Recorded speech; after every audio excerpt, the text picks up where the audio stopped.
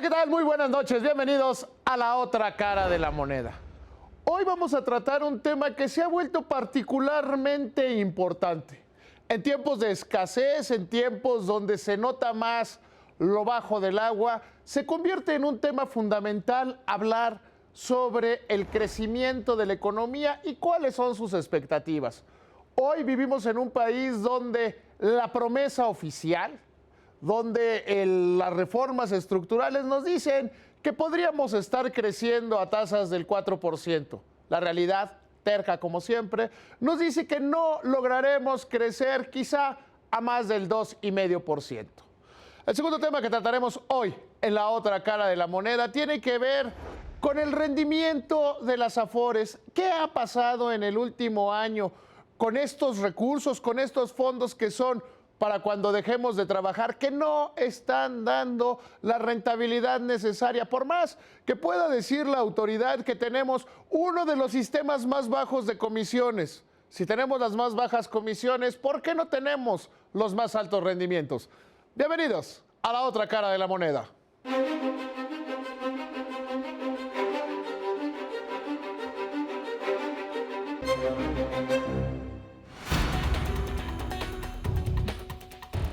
La Organización para la Cooperación y el Desarrollo Económico estimó que México recuperará su crecimiento en 2014.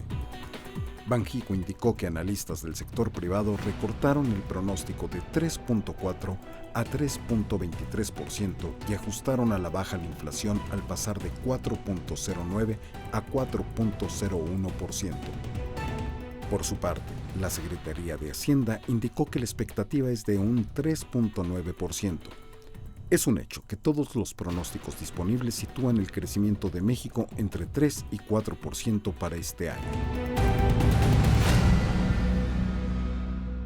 Para entender por qué es tan relevante este tema de las expectativas del crecimiento de la economía, primero las definiciones. En los libros de texto le van a decir que el Producto Interno Bruto es todo lo que produce una economía durante un periodo determinado. Sin embargo, es mucho más allá que eso. Cualquier estimación le puede decir que un punto del Producto Interno Bruto equivale entre 100 y 150,000 nuevos empleos, más la capacidad de generar bienestar en muy amplios sectores de la economía.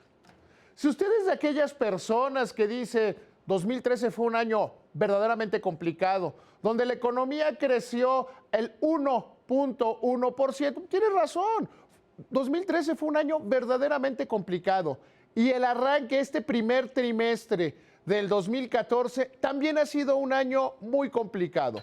Un año en el que los pesimistas hablan de que caminamos directamente hacia la recesión. Lo cierto es que desde septiembre del año pasado, la economía mexicana, de acuerdo con los datos del INEGI, se encuentra en la zona de recesión. ¿Qué significa esto?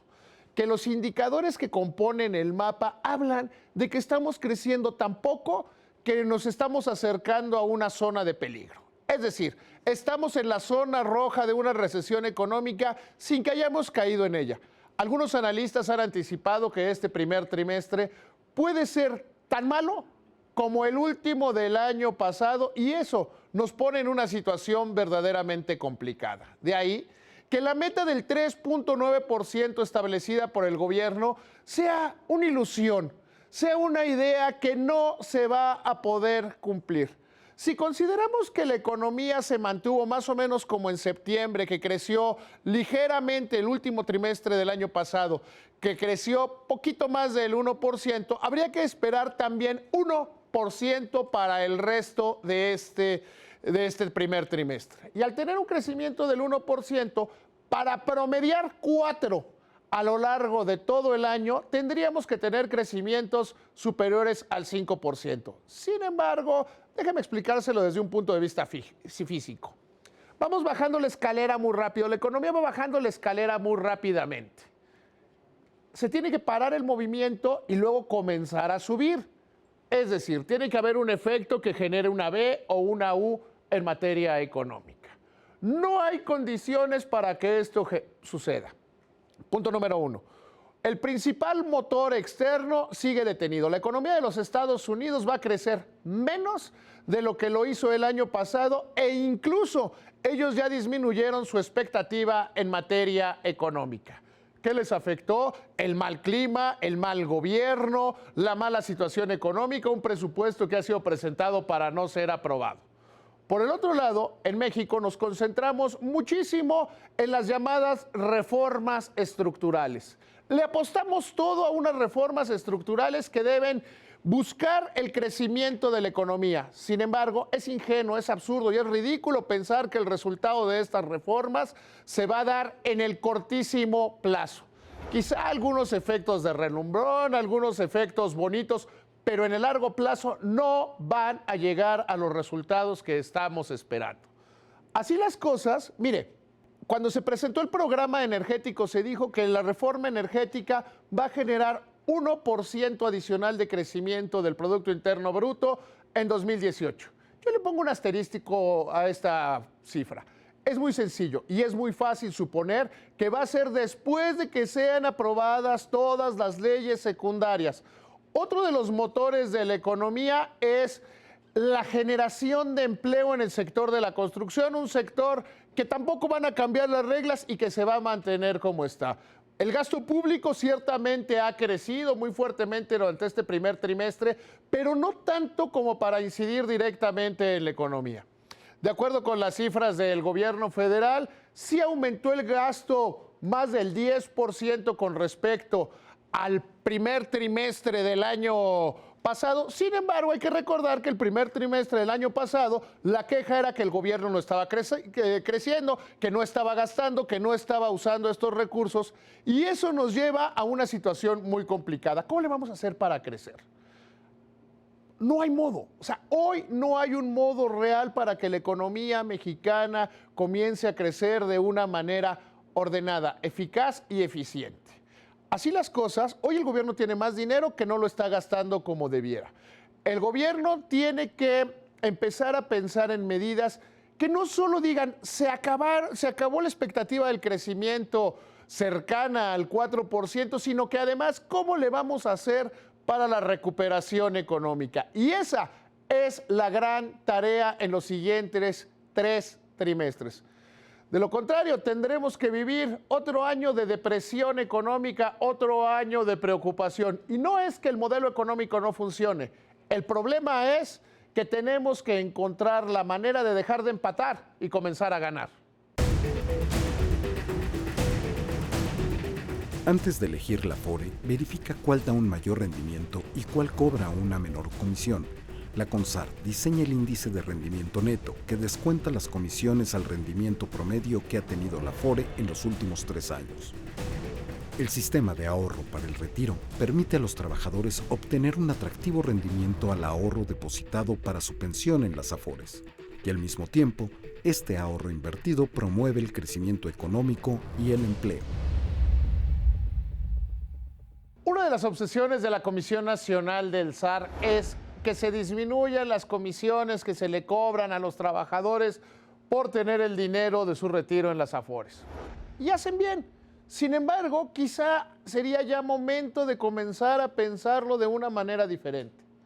Los fondos depositados en las administradoras de fondo para el retiro han crecido de una manera consistente, de una muy buena manera, aun cuando siempre sería deseable que las personas invirtieran más recursos en pensar en su futuro. Sin embargo, ¿qué es lo que ha pasado? Hoy seguimos viendo el problema de las minusvalías, que los rendimientos, si bien son de los más altos del mercado, podrían ser sustancialmente superiores.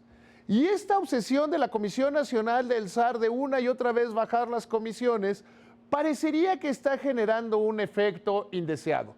El efecto de que las inversiones están yendo a no necesariamente los mejores productos, para tratar de cumplir la norma de rendimiento. Ya ve, está de moda aquella frase que supuestamente es de Albert Einstein, que dice que es tonto buscar resultados diferentes cuando se siguen haciendo las mismas cosas.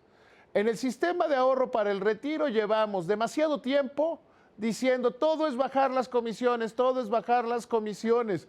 Y ha habido una política clara de bajar las comisiones. De acuerdo con las cifras de la OCDE, México es una de las naciones que tiene las comisiones más bajas en materia de fondos para el retiro. Y la tendencia es que sigan disminuyendo. Ahora, preguntémonos, ¿por qué los rendimientos no están siendo tan elevados si hemos vivido periodos quizá demasiado largos de minusvalías? Es decir, que el rendimiento futuro de las Afores se está comprometiendo. Tiene que ver con las estrategias de inversión. El régimen de inversión que se ha utilizado para las Afores ha buscado primero, y eso es lo correcto, mantener la rentabilidad, mantener el recurso, que el dinero no se pueda perder y que no se arriesgue en operaciones que podrían ser de alto riesgo. Sin embargo, ese esquema está generando que no se obtengan los mejores rendimientos. La explicación que sirvió para una muy buena parte del año pasado fue decir una y otra vez que era la crisis financiera internacional. ¿Realmente fue tan grande la crisis como para justificar las minusvalías de las Afores y su lenta y paupérrima recuperación? No, evidentemente no. Evidentemente requerimos preguntarnos las cosas de una manera diferente. La política seguida por la autoridad en materia de comisiones sí funciona. Quiere decir que finalmente se cobra menos al trabajador por el dinero para su futuro. Ahora, preguntémonos ciertamente sobre la fase del rendimiento. ¿Cómo generar mayores rendimientos? Aquí, de entrada, tenemos que tener claras algunas definiciones. Punto número 1. Se trata de dinero para el retiro, es decir, inversiones de larguísimo plazo. El 85% de quienes están en las administradoras de fondo del retiro se jubilarán hasta dentro de 15 años. Es decir, se pueden plantear horizontes verdaderamente largos y grandes para los fondos de ahorro para el retiro. No tener claro esto nos podría llevar a la tentación que tienen algunos de decir, no, que se invierte en infraestructura, en proyectos del gobierno, en cosas que no tienen nada que ver, y se puede llegar a un extremo como el argentino, un extremo donde le han esquilmado varias veces a los trabajadores el fondo de ahorro para el retiro. ¿Qué es lo que tendríamos que preguntarnos? ¿Cambiar el régimen? ¿Dar facilidades fiscales? ¿O simple y sencillamente ponernos a buscar nuevos instrumentos? La pregunta de cómo disminuir la rentabilidad de las administradoras a favor de los trabajadores está resuelta por el tema de las comisiones. Sin embargo, lo que no está resuelto por el tema de las comisiones es cómo hacerle para que las minusvalías sean ocasionales y no sean, desgraciadamente, una constante. Muchísimas gracias, que le vaya muy bien. Buenas noches.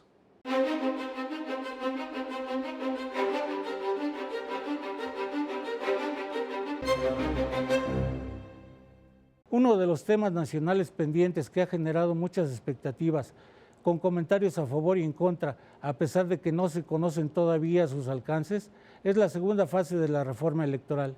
En medios legislativos se espera la propuesta del gobierno del presidente Enrique Peña Nieto y se especula mucho acerca de las razones para la demora.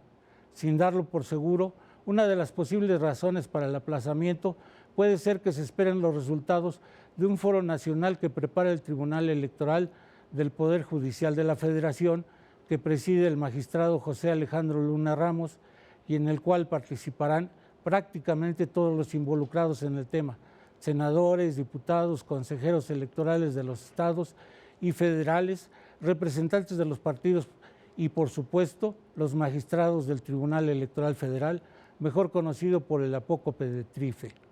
Realmente se trata de un foro de dimensión nacional, pues serán 5 sesiones simultáneas en las sedes de las 5 salas superiores del tribunal, que se ubican en Guadalajara, Monterrey, Jalapa, Toluca y la Ciudad de México. La cita es para el próximo día 24 de marzo. Al término de los encuentros, el equipo del magistrado Luna Ramos presentará un documento de conclusiones que seguramente será una buena guía para que senadores y diputados culminen una reforma electoral satisfactoria para todas las corrientes políticas.